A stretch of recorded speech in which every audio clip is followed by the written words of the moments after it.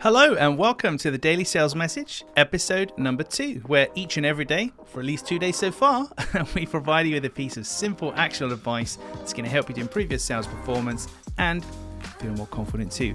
My name is James Newell. I teach people how to sell for a living, and I focus on 2 distinct areas. The first one for me is having a clear sales message, helping people to articulate their value proposition so your buyers actually know what you're selling. And the second one is what I call selling confidence, so you know how to behave and what to say and what to do to feel natural and confident in a selling situation. In this episode of the Daily Sales Message, we're looking at where to find buyers and one particular piece of information that's often missed by the clients and students that I work with on a daily basis, and it's this: finding buyers in groups. It's very easy to fall into the trap of looking for singular buyers, going into that cold DM, cold email, cold call, sending letters, manual outreachy kind of thing. It's very easy to fall into doing that, and for some people it does work, but it's a lot of labor intensive stuff going after people individually.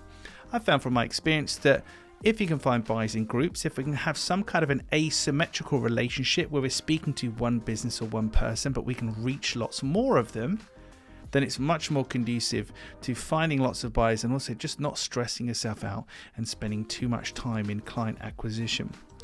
What does that look like in a real world example? Let me show you. So for me and my Clear Sales Message business, I actually have partners, affiliate partners essentially, with affiliate partnerships with web companies and brand design agencies where they refer their clients to me. So they come across lots of clients on a daily, weekly, monthly basis. The ones that are struggling to articulate what they do or need help to simplify a complex offering or something like that, they'll refer them to me to work on and create their clear sales message. So for me, maintaining one relationship with each of those brand design and web agencies, I get access to tens and hundreds of clients throughout the year that I probably would never have got otherwise if I tried to go direct and actually kind of individually cold outreach those people. So it's a much more efficient use of my time. And this is the point. There's lots of different ways we can do it. Having an affiliate or a partnership with other businesses and entities that are going to work with your ideal client is one of my most favorite ones. My second favorite one, which we'll discuss here, and there's lots more we can discuss after this, but the second one I discuss here are federations, associations, and groups. Back when I had a real job and I was in sales, I created a relationship with the BDA, the British Dental Association, where I was able to reach all 100,000 plus of their dentists in the UK by maintaining one contact with one lovely lady at the BDA, and that was it. That's much easier to do than to try and find the details for those 100,000 dentists and outreach them, etc., etc. So for your ideal client, is there a club, a group, an association they may belong to? Are there events and exhibitions and shows they might be attending? Are there specialist publications they might be reading? When you start to think about this stuff logically and think about focusing on how can I spend as little time as possible doing this with the maximum impact, then you start to get creative. And then things start to get fun.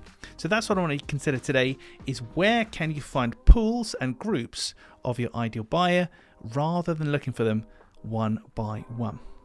Well, that's it for another episode of the Daily Sales Message. Tomorrow we're going to be looking at social proof and this interesting facet that when we're buyers, we're desperate to see 5-star reviews and thousands of them, etc.